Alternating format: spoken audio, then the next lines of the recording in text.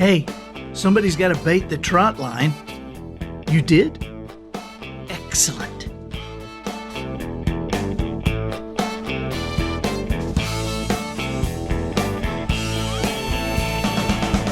Good morning, afternoon, or evening. You are listening to the Professional Noticer. We have to get on, we have so much time and so little to do. Here, you and I will use common sense and all the wisdom we can muster to move beyond what is true and go all the way to the truth, creating measurable results for people like you and families like yours.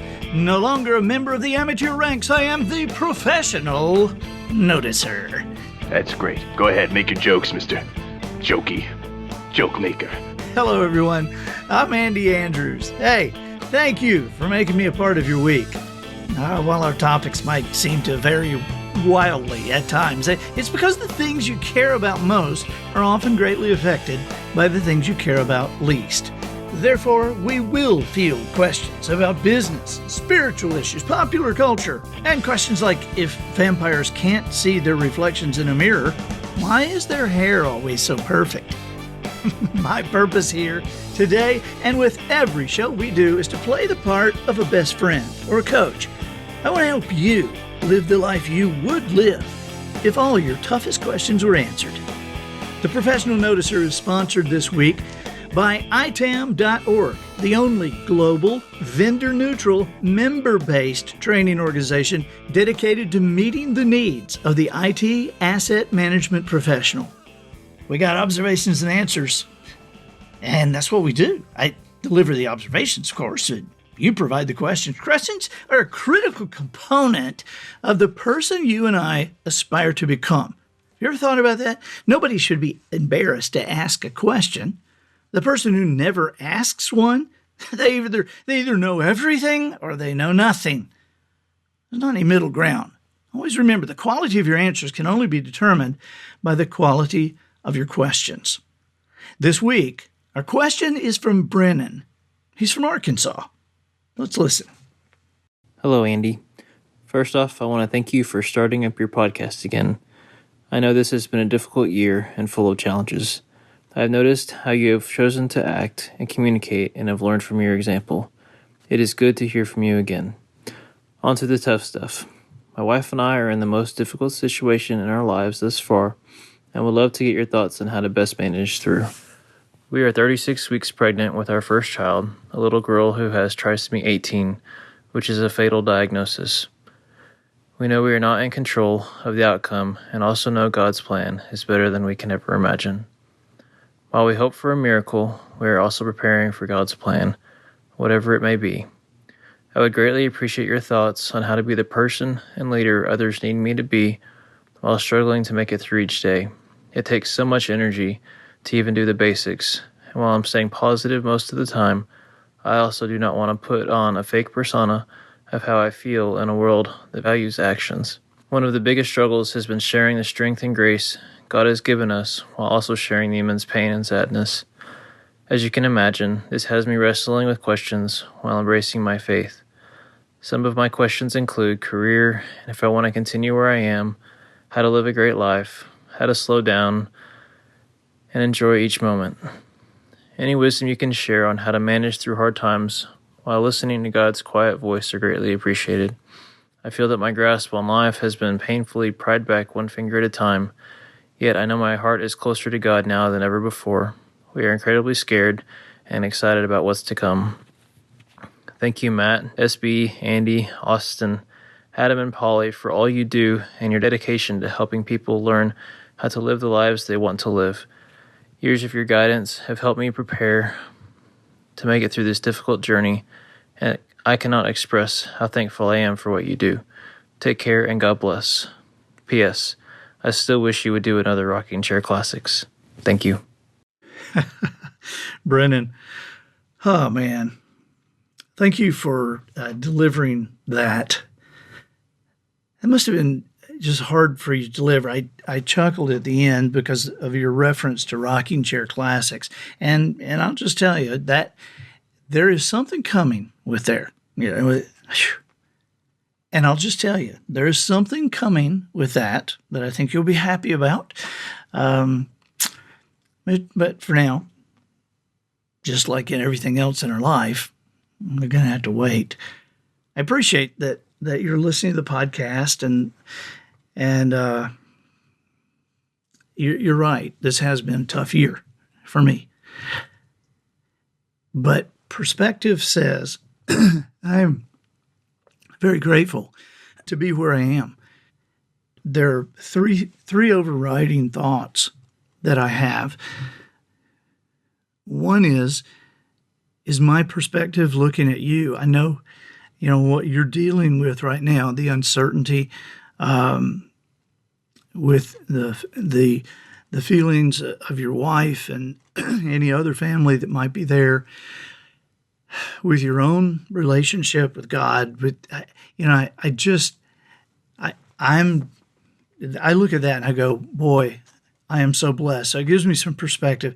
But then I also look at that and I feel horrible for you. I can't imagine having a child that is certainly a viable child. This is a child. She just hasn't come out yet, and to already be given a diagnosis that is as tough as that. The third thing is overriding here, Brennan. I don't know that there's anything that I could say to help you in this time any more than as you stand, we're going to stand beside you. We'll pray for you. We'll think about you and your wife. And I look at this in a way like the physical pain that I've had in the past year. And I was very aware that nobody, none of my friends could really understand that. You just can't understand it. You can't say, here, it feels like this. And I know that it is a lonely place. But I also am, and I'll talk about this more as I learn more or as I figure out more, but I suspect that the physical challenges that I've had this past year and a couple of mental challenges, what do you call mental challenges? I don't know that I had a mental challenge, but I definitely had an emotional challenge, a business challenge, that I suspect those have changed me to a degree. I think have changed me into a certainly more compassionate person, hopefully a nicer guy, but certainly one with the understanding of waiting. You already see the future that you have with your wife, and perhaps, it's a necessary ending.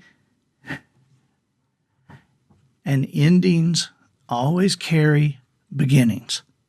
Always. Never forget that what we see as an ending, I believe God sees as a beginning. I don't think you necessarily have to put on a fake persona. I think that, yes, while the world values action, standing up just under the brunt of this gut-wrenching onslaught, it's compelling for one thing, but it's inspirational for another. Let me tell you a story of a friend over they live in the Dallas area now. But years ago, Gilbert and Deb had twin daughters, Reagan and Meredith. And when they were 11, Reagan got sick. And so they took her to the doctor, and the doctor said, she's got a cold. Just give her some soup, and here's some stuff, and go back. Well, within a few hours, she was sicker. And they called the doctor, and the doctor said, well, she's got a cold or just a bad cold, but just, keep doing that, and And they said, she's got a high fever. And he said, well, yeah, I know. A couple hours later, she was worse, so they took her to the emergency room.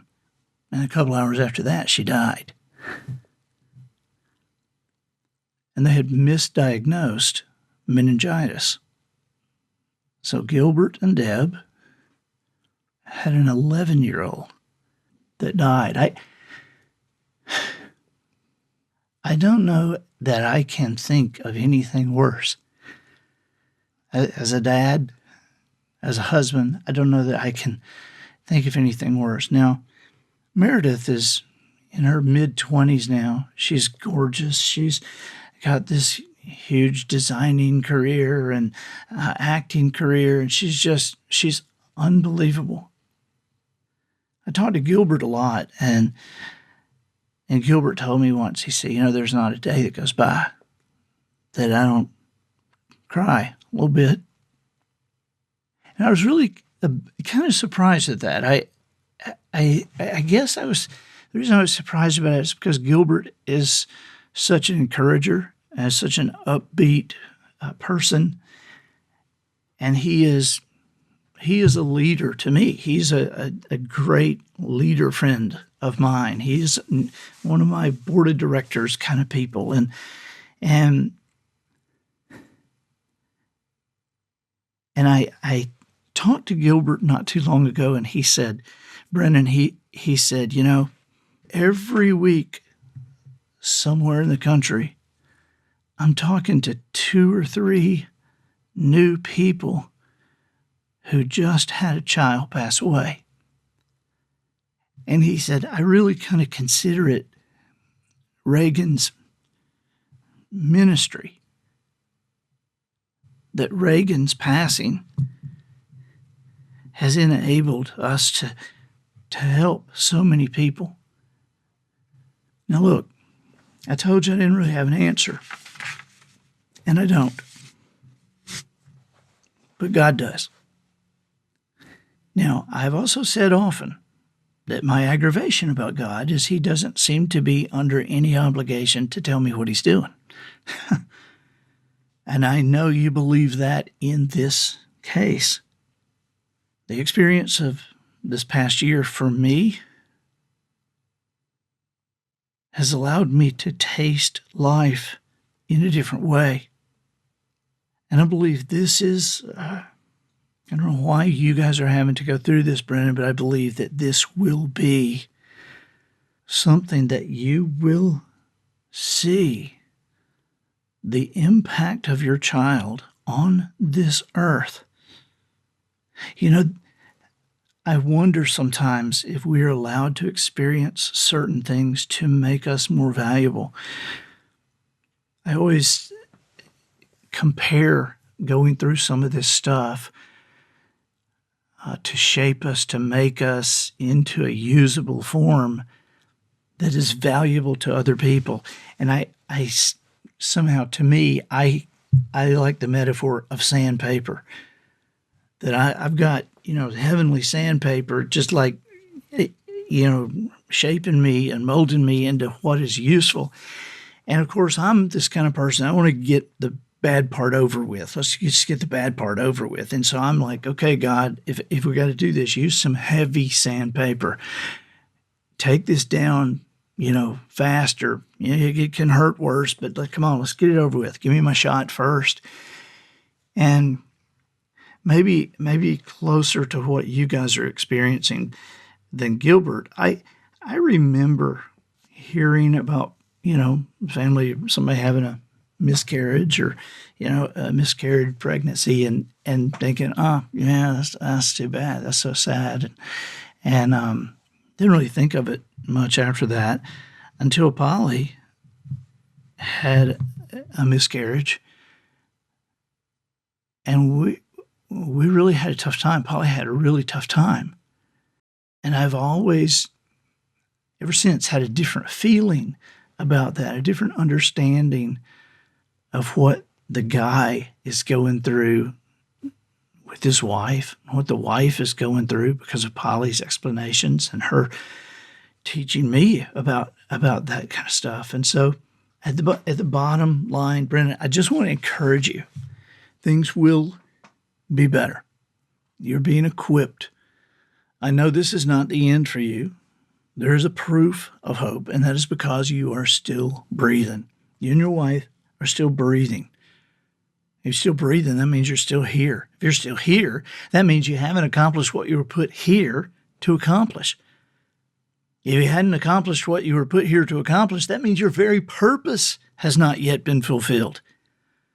If your purpose in life has not been fulfilled, that means the very most important part of your life, the coolest part of your life, the best part of your life is still ahead of you. It doesn't matter how old you are, how sick you are, how broke you might be, or how depressed you might feel, or what's going on at the moment. The fact that you breathe is proof of the hope for future. There is more. There are more children to teach. There's more friends to make laugh. There's more success to earn. There's more influence to be created. There's more. I'll be thinking about you, Brennan, and saying prayers. Let us know how this turns out. And I know that ultimately it will turn out for good. Our sponsor today is IAITAM.org, pronounced ITAM.org. They are the only global vendor-neutral, member-based training organization dedicated to meeting the needs of IT asset management professionals. This is an unbelievable organization. Dr. Barb Rembiesa is a longtime friend of mine, and I am so proud of the work they're doing, and I know that you will connect. By the way, some of their clients, I think it's hilarious that that Google is one of their clients. I mean, you can look at the member list on the site, but Google, Yahoo, Facebook, Twitter, when these people have problems, they go to IAITAM to find the people that they need to free them. ITAM.org. Observations and answers. That's what we do here every week. I toss out a few observations, and you provide the questions.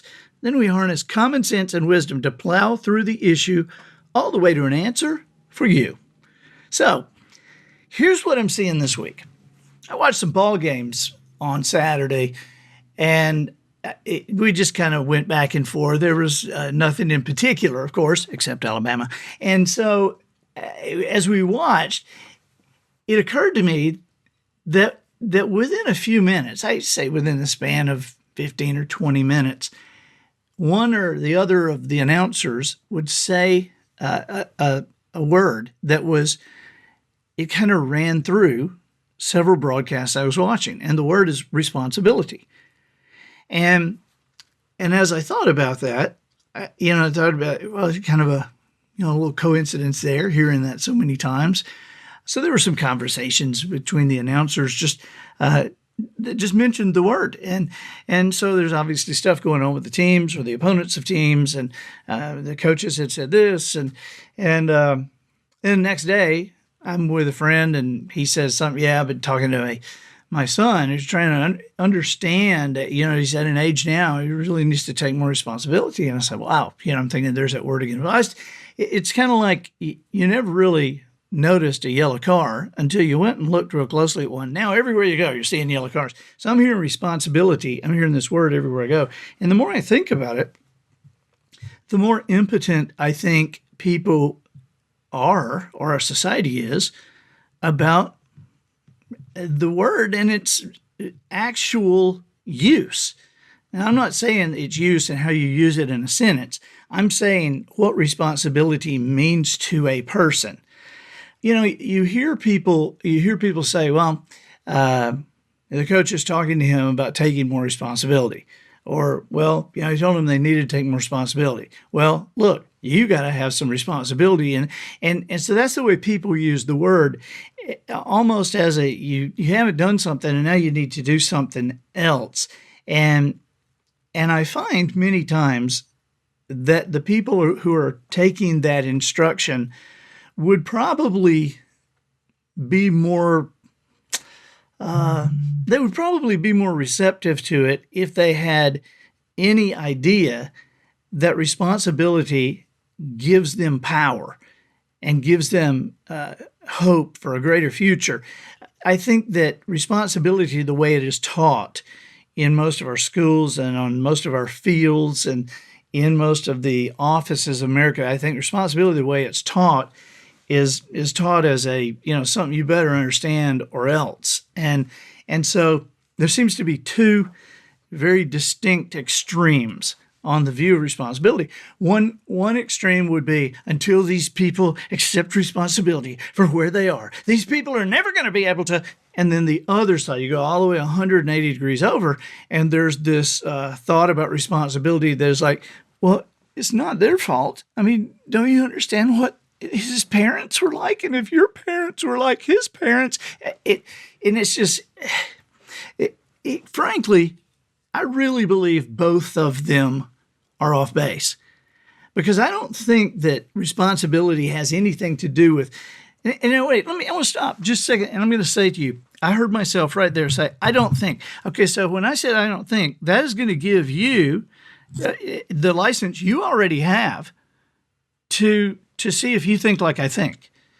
And I'm not saying that might be a good thing. I'm just saying I've spent a long time thinking through this responsibility thing, and what I would really like to do is empower you with an understanding of it that I don't believe most people have, and empower you to empower your children and your friends and your employees and your employer if you get the opportunity.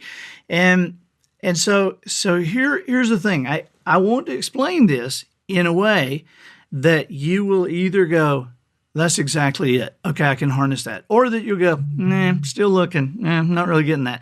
All right, so here is the down and dirty on responsibility. I don't believe responsibility has anything to do with blaming people for where they are from or where they are. I don't think it has anything to do with making people feel bad about something or forcing somebody to do. I think responsibility, when it comes to the bottom of the pool, I think responsibility is about hope and control. Hope and control. Now think about this.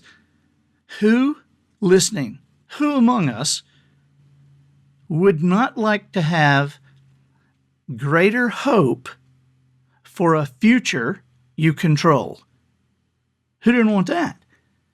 Okay, well, that's responsibility right there. Hope and control.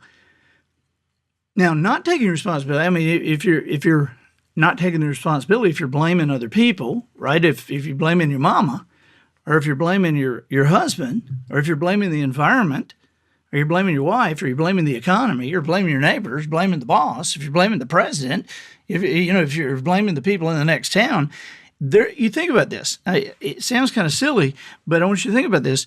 If you're blaming somebody else, there's not a lot of hope and control. I mean, if I have ended up in some horrible place and it really is my wife Polly's fault, what am I going to do about Polly? I don't know about you guys. I can't control my wife. What are we going to do about my wife? Do you understand what I'm saying? If it's my wife's fault, there's no hope and control there, because I can't. I don't have any. I mean, I can't control her. I hear people blame the president. Have always heard people blame the president as long as I've been alive. If I am in a horrible place in my life and where I am really is the fault of the president of the United States of America, I might as well jump off a cliff. Because what am I going to do about the president? What am I going to do today? Whoever the president happens to be, what am I going to do? But if I can look in a mirror and I got to say, I have had some crazy things happen in my life. I've had some tragedies happen, and I couldn't control any of them. But I have made choices in response to those crazy things that have led me right down a path to a place I don't like. All right, now, bear in here. If I can understand and believe that I can make choices that would lead me to a place I don't like, that's great news, right? It's great news. Because if I can understand I can make choices that would lead me to a place I don't like, obviously I could also make choices that will lead me to a place I do like. So the game becomes make better choices. That's the game. And you do that with counsel, you do that with wisdom, that you're continuing together. Because people say, well, how do I make better choices? You read more, search for wisdom. King Solomon said years ago that we should search for wisdom like we search for a lost treasure. And I look and I realize most of my life I have searched for my car keys harder than I've searched for wisdom. But as I become aware of that, it's something that I know has to change. Responsibility. Responsible. You can't always control what happens, but you are able. You are able to respond. How you respond chooses the moves on the chessboard of your life. Well, I think that'll do it for this week. Get us out of here, Matthew.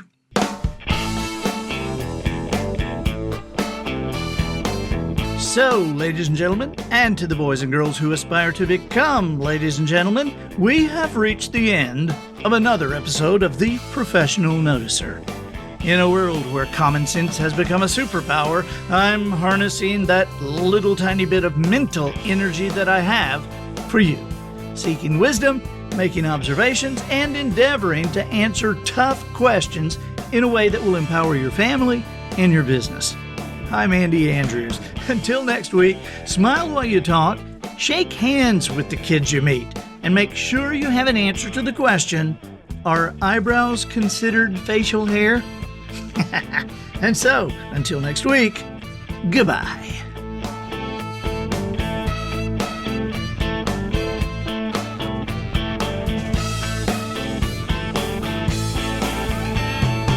This episode of The Professional Noticer was produced by Matt Limpert.